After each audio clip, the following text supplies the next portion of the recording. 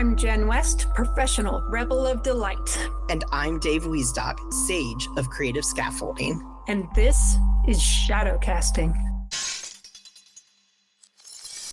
So Dave, you remember how we did that quote a few weeks ago about magic? Oh yeah, that was what it was enchanting. Enchanting's a good word for it. And I was listening to it and I thought, we need to flesh this thing out. We got to the basics, like we need to get something in there. It needs to be consistent. It's actually work to create magic. But what does that look like? And how can we make it magical and fun instead of beat you down? Now you have a new grind. And I thought this would be a great full podcast to really just dive into and explore and have a good time with. Oh my gosh. Yeah, that sounds like a great time. Excellent. Yes, let's get all magical. Oh, wispy and magical. When I think of magic, unlike our little short quote podcast, it's something vibrant and bright and shiny like fairies, and that's what I think about. And we kind of brought it to earth and said, hey, get real. So we want to keep the realness this week, but give it that sparkliness and really get people into being excited about being magical in your real life. Oh, yeah. So, I mean, coming from my perspective, just to add to this, I really liked the magic quote that we did. And you're right. Magic is all about balance to me, and not balance of like a 50-50, but a balance of beingness in the world. And I always what comes to mind for magic for me is Doctor Strange from the Marvel universe. And everyone goes, well, he's like the sorcerer supreme and he's the most magical being on the planet in that universe. And we can't gloss over the fact that there was a whole movie about him becoming that and stepping into that reality. And I think that that's kind of what at least that's what I would like to hit on. And the perspective I'm sharing today is that the magic does happen. And it's really cool when you can allow that to come into your life. And that doesn't mean that there isn't some work involved too. So there's a little play there. It's funny to me because a lot of times when we think about doing the work, even as I say it, there's just a weight to it, like a drop.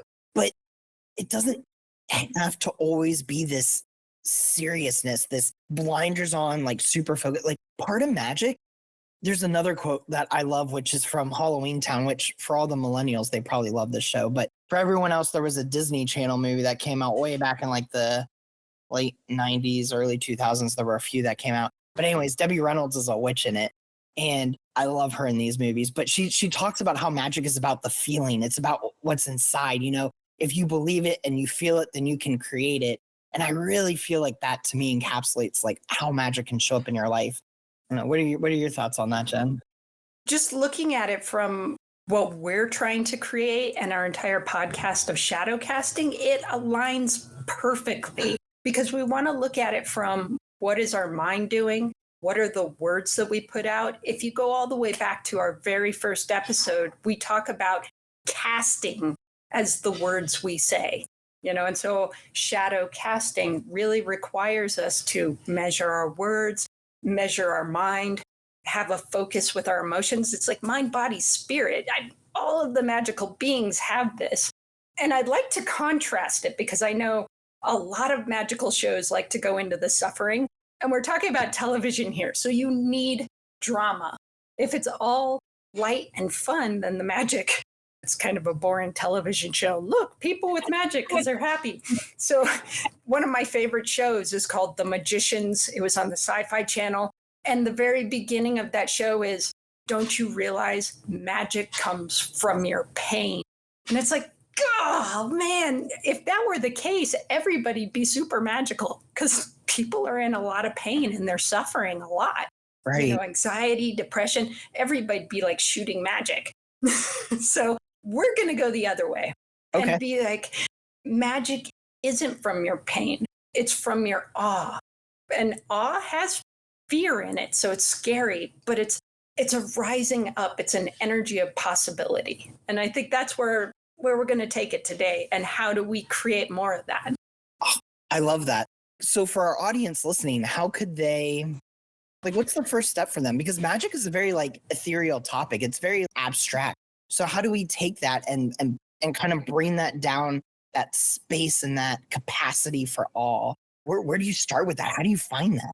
Okay, so I'm going to start with being a kid and dressing up, whether it be for Halloween or just because you're a kid and you've decided you're Spider-Man. I saw a kid going into, I think it was Costco, and he was Spider-Man, and he was running across the street, and it was so amazingly joyful to see this kid. I was like, oh my God, it's Spider-Man, and they wear it, but they also embody it. And I think that's what we lose as adults. Like they really put it in there. They're rolling around. They're doing the Spidey stance. They're pretending like they can flip. All of that stuff. Little kids really get into it, and it's the imagination of it, but it's the embodiment of it. And I realized I've kind of lost that. So I went skiing, and it was the last day of the ski season in June. June 16th was the last day. And it was at my favorite ski resort, Arapahoe Basin in Colorado. And everybody dresses up like it's Halloween. So people wear fluffy suits, and they dress up as there were two guys in those air bubble suits that have the air running in them, and they were dressed up as Among Us skiing down the mountain in these blow up outfits. And it was just so cool. Anyway, I have an Assassin's Creed outfit and it's just super cool. It's got the hood, and it's one of the characters from one of the later seasons. There's actually a girl Assassin's Creed person, Frey. Okay. And she's got this cool outfit, Syndicate, I think it's what it's from. And so I put this on. I love this outfit. I'm out there skiing. And I felt insecure. I wasn't embodying it until later in the day, somebody actually recognized it was Assassin's Creed. And they're like, don't assassinate me. And I was able to, instead of being stuck, I embodied the character, and I turned to him and I put my finger to my lips and kind of shushed him like, shh, don't tell anybody.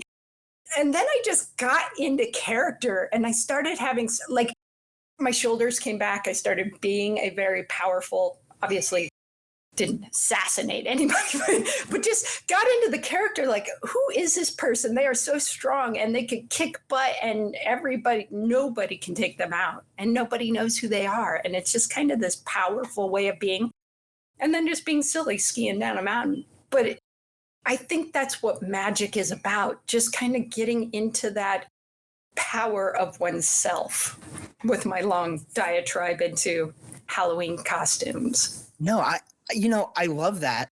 And I'll add a story, since this just fits so well, but it's a little different in the sense that there wasn't dressing up, but there was an embodiment and a use of imagination for a result. And so now it's got me wondering, maybe that's a little bit of a recipe for magic in everyone's life. It's an embodiment plus imagination, and you get a result out of that.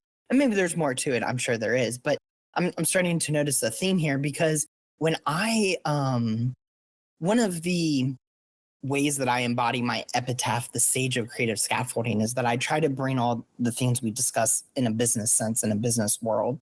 And this just fits so well. When I first became a manager, or a general manager, actually, I was really nervous about how to be a manager, because I didn't have a ton of references outside of myself of people to be role models for how to manage. And so I chose to embody a fictional character. And in this case, for all our Trekkies out there, they'll love this. I chose to embody Captain Picard from Star Trek: The Next Generation. And I embodied it.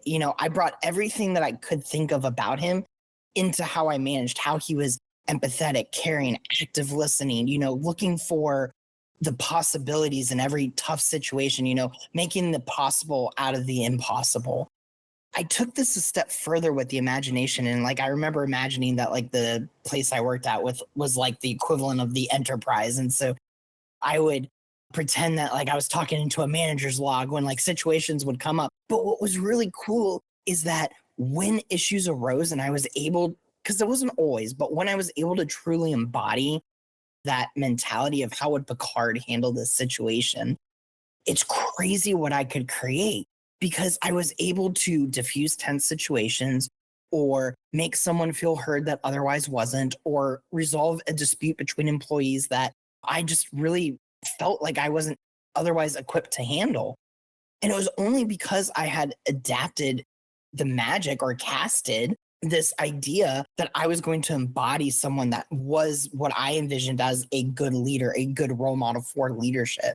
And that was magical for me because I was able to handle situations in my very early 20s that most 20-year-olds I think would really struggle with because they're talking to people 2-3 times their age with more experience and more wisdom behind them. And so being able to go and present yourself as a capable leader at such a young age, I think is nothing short of magic.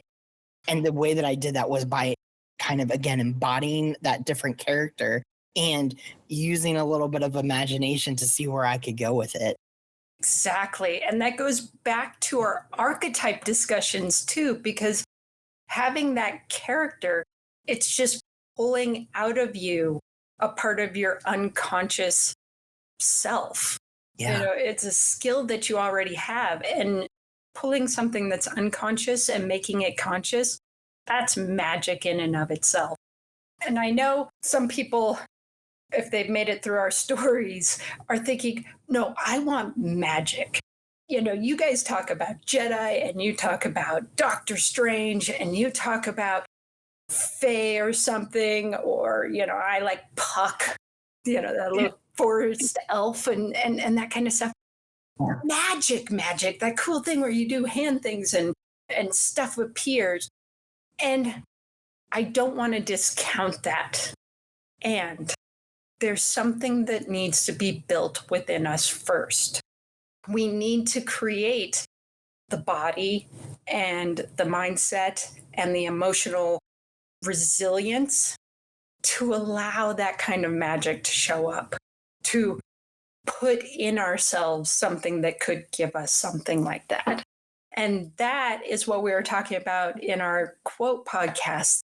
The side of it that actually takes, I agree with you, Dave, that work kind of goes, but you know, you look at Doctor Strange, he had an eidetic memory, but there was a lot of work in becoming a sorcerer. And so, Oh, 100%. I mean, think about all the trials he had to go through with the Ancient One first. I mean, she kicked him into the freaking ice mountains and he had to like either use his powers or die in the cold. I mean, there was work he had to put in. yeah, and he had to change his entire mindset and his belief system. And it's easy to try to think different thoughts.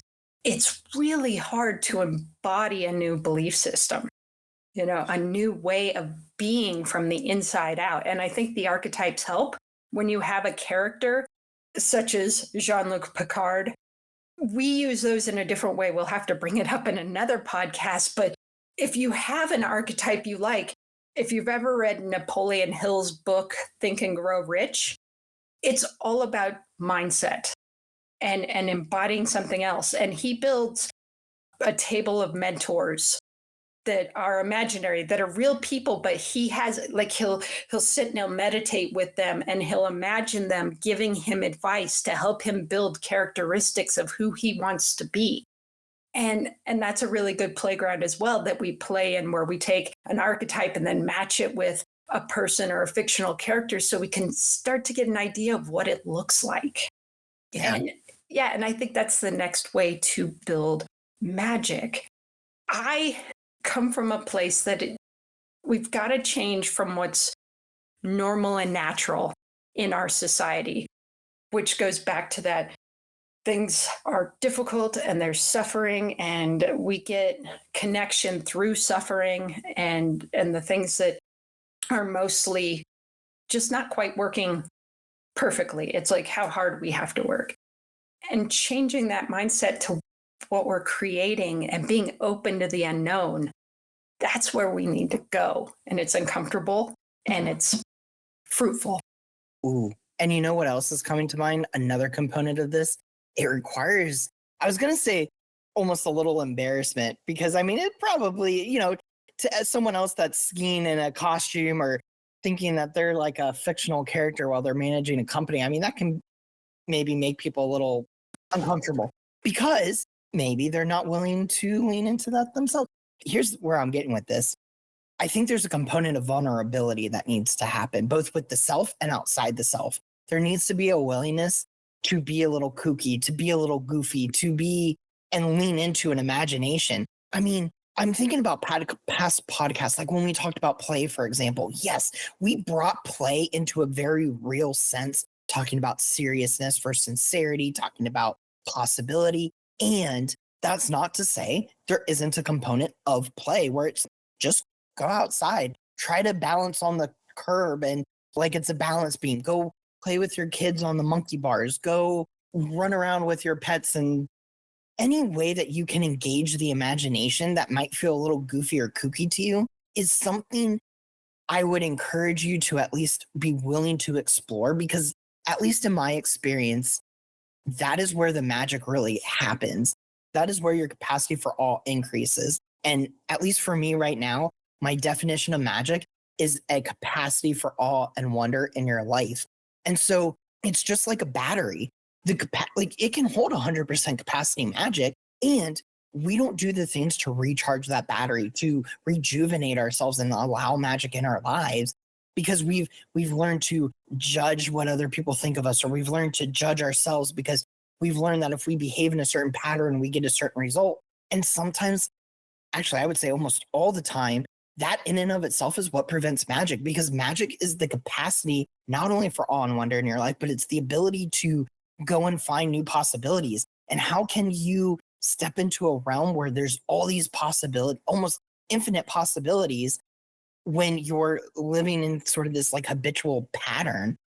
And so I think that's kind of where magic gets really fun for me, because sometimes it's doing the things that I would otherwise think are like almost kiddish, or that I judge as maybe even immature. But when I have a willingness to be vulnerable and to lean into that play and go, oh, I'm just going to sit under this tree with my pets while we hang out outside. And someone walking by might be like, why is that guy sitting underneath the tree? But for me, that's how I connect to nature. And that's how I like to spend time outside. And the dogs like to like run around and just hang out anyways. And when that happens, that refreshes me, that opens me up, that reduces the stress in my mind, making me more open to these things that can happen in my life. And along with that, find people who want to do it too. Because it would be weird if I went to a ski resort that everybody just wore their normal ski attire and then I was dressed up as Among Us or something. It would just be weird. But this particular ski resort, The Legend, people are happy. People want to be there. They don't mind standing in line. They get a beach ball and they'll bounce around the beach ball, and they'll torment people on the ski lifts while they're standing in line, especially in the summer. Everybody's pretty normal during the year, but people are happy. And yeah. I've been to ski resorts where people are in line and they're mad at other people for making mistakes in line. And at this particular resort, people want to be there. They want to have fun, and they want to be good citizens and help each other and support each other and give each other a hard time. We were there on 4th of July one year, and the lines were huge. And there was a ski lift, and anytime anybody got on that ski lift and the lift wasn't full, people would throw snowballs at them. And so you're sitting on the ski lift, and granted, it's 4th of July, people are in shorts, so they're getting snowballs hucked into with shorts on, and oh, it's so funny. Or if they didn't get on the lift right and it stopped, everybody'd be like, boo! But it was all in good fun, and it was all light, and everybody had a great time. So you gotta find the people that match the energy you want to have. Because if you're in a park and you're playing with people, that's good. If you're by yourself being crazy, then you're just crazy. Yeah, actually, maybe we'll have to add this to the show notes. There's a cool video I saw where this guy was talking about the physics of sound vibration, and he has these two tuning forks side by side, and one is next to an orange and one's in his hand. And the tuning fork next to the orange is 412 hertz, and the one in his hand is like 522. And when he hits the 522 hertz, nothing happens. But then he pulls out a second, or I guess in this case, a third tuning fork that is 412 hertz that matches the one next to the orange. And when he hits it, the other one starts to vibrate. And it's this idea of resonance. When you find your like tribe, when you connect with someone like that, it vibrates out and people start to resonate with you. I think honestly, that's probably where that term comes from. There's this connection of vibrational energy. And so I don't know, that to me, that is magic. That's exactly what I was going to say. You said exactly. Resonance is magic. When you start exuding more wonder was a great word, and awe, the people who are in wonder and awe kind of start culminating with you and they want to join with you. And then you start seeing possibilities and the unknown gets exciting instead of scary. And it's hard. And that's the other thing too. I'm sitting here as we're talking about magic. And for those listening, Jen and I talked about this before we started this podcast about how sometimes when we talk about magic, there's this weight or seriousness to it. And I keep feeling it even as we're talking about it. And I'm starting to realize that it's because there needs to be a mindset shift. There has to be a change. You can't just say, I think I'm magical and I think I'm going to adapt a magical mindset and then boom, instantly magic's in your life. It's discipline, it's work. Jen brought up the Jedi, which are a huge influence for her and I, and they spend their entire first decade, if not 15 years of their life, developing a mindset to be able to have force powers. Yes, in the movies, they have like a predilection Talent. towards it. Yeah, like they have the ability to do these things, but it's through the training and the focus and the mindset shifts that they open themselves up to these abilities. And maybe it would be great if I could grab the remote from the couch on the other side with the force. I mean, I would love that. And there's ways that magic can show up in our lives that aren't like that too. When we have that magical moment with our family where we scheduled a cookout and it was stressful and we're trying to get food from one person and drinks from another, and you're trying to coordinate all these details on what time people need to show up, and some people show up early, some people show up late. And then there's just this moment, and I'm sure everyone can picture this, where you just take this breath and everything's just in synchronicity. People are outside, people are laughing, the food's grilling, you hear the sizzle, and there's just this moment of pure inhalation with the breath and the rhythm of everyone else, and you're just resonating. That to me is a crystalline moment of magic that I feel like we're trying to cast out into the world in everyday life from moment to moment. And maintaining that is a lot of work. So I don't want to underplay the value of the work. And it's this balance of learning to find those moments and bringing those outside yourself. Yeah, and making them happen more and more often for longer stretches of time. That in and of itself is difficult to achieve. So if that's difficult, pulling a remote using the force has got to be really hard. I mean, think about it. You might be, if you actually had force powers, it's easier to get up and go get it, even if you had the force powers, because it's so much work. I read the Jedi Apprentice books, and there's like 18 of them, I think. It's a series, and they're young adult books, and they're really short, and they're easy reads. They're like for 13-year-olds. And it's when Obi-Wan isn't Qui-Gon's Padawan yet, and it's the road to how he becomes Padawan and then some of their adventures. And Obi-Wan goes on this adventure, and in this series, he leaves the Jedi Order, and he joins this kid group who want to fight the adults, and it's a big story. But he loses his force powers. He forgets how to do them. He becomes so enmeshed with these kids that he stops using them. He stops practicing. He stops meditating. And all the skills he's developed over the first 13 years of his life, they're gone. And then Qui-Gon pulls him back and he joins and Qui-Gon's like, focus. You know this stuff. You're a Jedi. What do you remember? Use your skills. And so it would be a constant practice to maintain force skills. Yeah, it's work. It's hard. There's no sugarcoating it. This is why this is such an interesting topic to me for shadow casting, because we're not talking about magic. It is magical in the sense of like the light and fluffiness of magic. And with shadow casting, we're we're trying to like embody this. Like we are bringing this way down into who we are. And there's some work that has to be done there. And so you're right. I don't know. If I knew that I was sitting on one end of the couch and the remote was on the other, it would take me 2 seconds to get off the couch, go grab the remote and sit down. It could take me half an hour to get into a focused mindset to pull a remote with the force, if it even got to that point. Yeah. And so so start at step one, people. That's what we're saying. Start at step one. Let's get your mind right. Let's get your body right. Let's get your emotions in sync. If you can't control what you're thinking and how you're feeling, how are you going to control the outside world?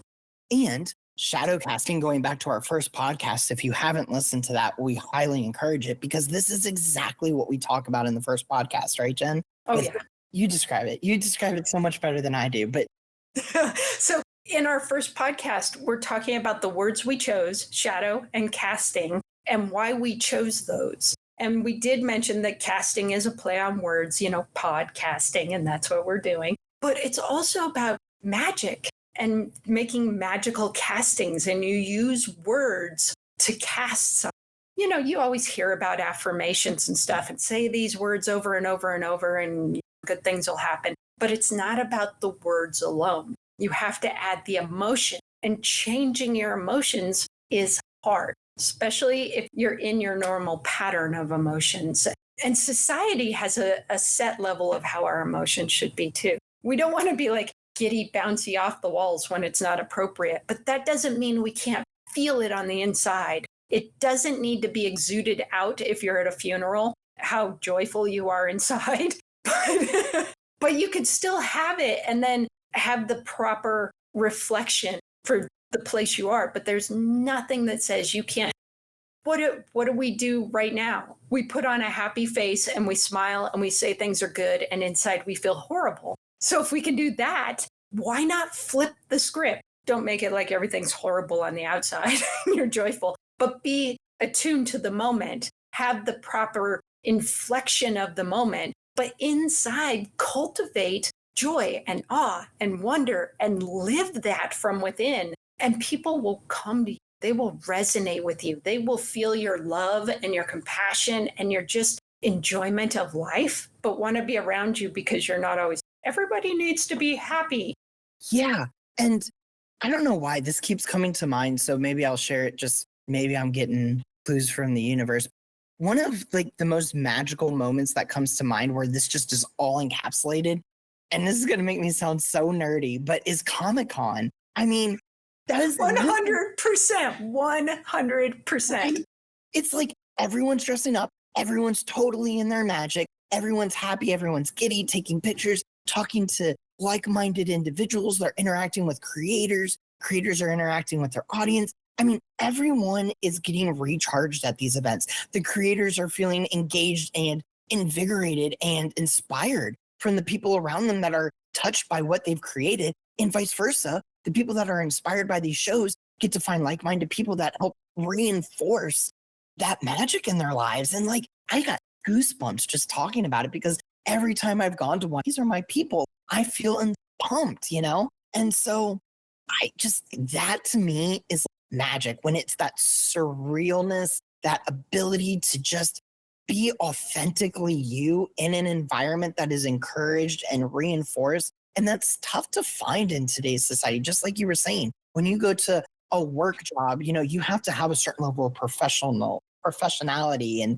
and there's this almost barrier there. But what Jen is getting at, and I just want to reinforce because that's such a key point, is that you can have an outward appearance that matches the environment you're in without sacrificing what you're cultivating inside. You can be that nerdy, excitable Comic-Con assassin, what have you, Picard, captain of a USS Enterprise energy, and you can still be to the outside world what they need. And that's, to me, that's kind of like that first shift in magic, is the ability to honor and own where your magic shows up in your life for you, and be able to use that in the world around you without sacrificing that part of yourself. And you let that out sometimes too, a little bit. I mean, in the work environment, if you look at professionals, every once in a while, there'll be somebody who you had no idea that they were into Star Wars and were a complete nerd about it until you just say one thing and then you start a conversation.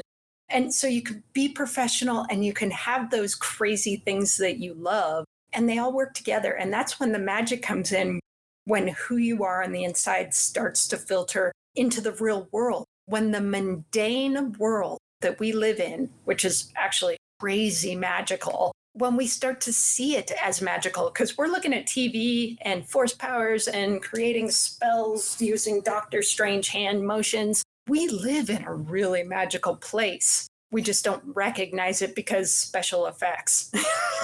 Yeah, and for everyone listening that just didn't watch that, Jen was doing all the hand signs, Doctor Strange-esque. So I want everyone to imagine that as she's talking. Yeah, big hand wheels. Yeah. Hey, I'm an airbender, man. I've been practicing. I was going to say, I see that Bagua spiral motion coming in there. Yep, exactly. So let's bring it in. Let's see if we can round this thing out and finish it up and get back to our real. Yes, magic. Yes, imagination. Yes, make it real in you. Do the prerequisite work. One of the first thing, just like Dave said, is start to get those mindsets and those shifts where the world starts to work for you, like those magical moments at parties when everything finally gels and becomes synchronistic. Is that a word? Synchronistic? Yeah. And I had this happen once, my last story, where I was running Easter and I had basically planned to cook everything just by myself and have my husband go get flowers and stuff. But I was doing all of this crazy cooking and organizing before everybody came. And I was in this flow state the entire time. Nothing was ever a bother. I was making mashed potatoes. I was warming up the ham. It was for Easter. And I was doing this little side dish and I was setting a table and something went wrong and I fixed it. But nothing was a bother. Nothing was a stress. Just things came up and I flowed into it and I flowed out of it and I flowed into it. It was the craziest day. I have not recreated it, but it's possible to just flow and be in joy and find lightness for an entire day and not have any moment that just felt stressful or anxiety, even though it was a hard day. There was a lot to get done, but there's a state where everything flows and everything works and people come and people go and stuff works and then you flow out of it and then you come in and there's no stress. I had zero stress that entire day and it should have been the most stressful day. And so think about that. That's magic. How do you cultivate that? How do you get your mind where that is? And all of our tools that we've been podcasting about are the tools. We didn't give a tool in this one. Go back and listen to other podcasts because they are the tools. You beat me to it. I was going to say the exact thing because in my work, I believe it's like one of the original quotes we shared. Your thoughts become your words become your actions become your habits. This applies to magic too. Your mindset is what's first. You've got to get the mind straight. And the best way our best way, the way that we approach this from the shadow casting perspective is working with these tools that Jen mentioned, archetypes, learning about play, the ability to find magic. All these little things that we keep talking about are just moments and tools to help you find moments to add more magic into your life. And it is worth it. Life gets more fun. It really does. And things start to sync together. And it becomes kind of normal. It's supposed to be normal. Like, of course that happened to me today because that's the way it works. But on that day where everything worked for me, everybody had a great time too. And that's part of our celebrating our humanity. I mean, if somebody's talking about something, they're having a hard day, you can come into that because you are in flow. So really rise into how cool it can get, even without being able to move your remote with your fingers.